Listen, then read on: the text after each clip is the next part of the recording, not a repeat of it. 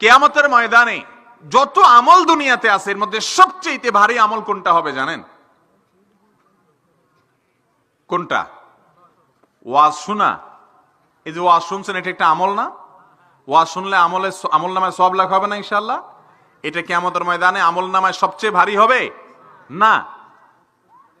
কোরআন তেলাওয়াত করলে আমল নামায় সবচেয়ে ভারী হবে সেটা না। কিয়ামতের দিন আমল গণা হবে না মাপা হবে? কথা বলেন। কিয়ামতের দিন মানুষের আমল গণা হবে না মাপা হবে? মাপা হবে। তাহলে মাপা হলে যে আমলের ওজন সবচেয়ে বেশি হবে সে আমলের মূল্য সবচাইতে বেশি। কোনটা সেটা? সুনানে তিরমিজিতে বর্ণিত হয়েছে, রাসূল করিম সাল্লাল্লাহু আলাইহি ওয়াসাল্লাম ইরশাদ করেছেন, মা মিন শাইইন ইউদাউ ফিল মিজানি আসকালু মিন হুসনিল খুলুক। মা মিন শাইইন ইউদাউ ফিল মিজানি ইয়াউমাল কিয়ামাতি আসকালু মিন হুসনিল খুলুক। কিয়ামতের ময়দানে যত আমল এনে মিজানের পাল্লায় উঠানো হবে মানুষের, আমল তো দেখা যায় না, কিন্তু সেদিন হয়তো আল্লাহ তাআলা এটাকে একটা রূপ দিবেন দেখা যাওয়ার মতো।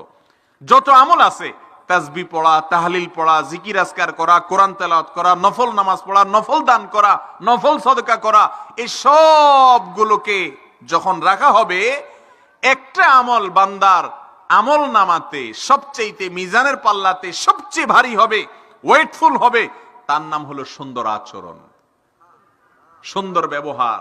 যার আচরণ যত সুন্দর তার আমল নামা তত ভারী হবে, তার মিজানের পাল্লা, নেক আমলের পাল্লা তত ভারী হবে। আল্লাহ তাআলা আমাদের আখলাক গুলাকে সুন্দর করার তৌফিক দান করুন। কোন মানুষের ক্ষতি করা যাবে না, কোন মানুষের অকল্যাণ কামনা করা যাবে না, সকলের কল্যাণ কামী হতে হবে, কারোর ক্ষতি করা যাবে না। নিজের পরিবারের লোকদের সাথে অনেকে দুর্ব্যবহার করে। আল্লাহর জমিনে সবচেয়ে আপনার সুব্যবহারের, ভালো আচরণের অধিকারী সবচেয়ে বেশি কে? কার প্রতি সবচেয়ে বেশি ভালো আচরণ করতে হয়? মা। আর আমরা কি করি? সবচেয়ে ছেঁচড়া আচরণটা মায়ের সাথে করি, ঠিক না বেঠিক? মায়ের সাথে যেরকম ছেঁচড়া আচরণ করা হয়, এরকম ছেঁচড়া আচরণ দুনিয়াতে আর কারোর সাথে করা হয় না। একেবারে আপাদমস্তক ভালো মানুষটাও মায়ের সাথে যায় খেল করে, দুর্ব্যবহার করে।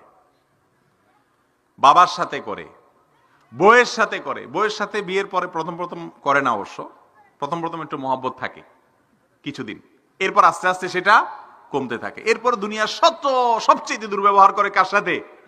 বউয়ের সাথে। প্রিয় নবী সাল্লাল্লাহু আলাইহি ওয়াসাল্লাম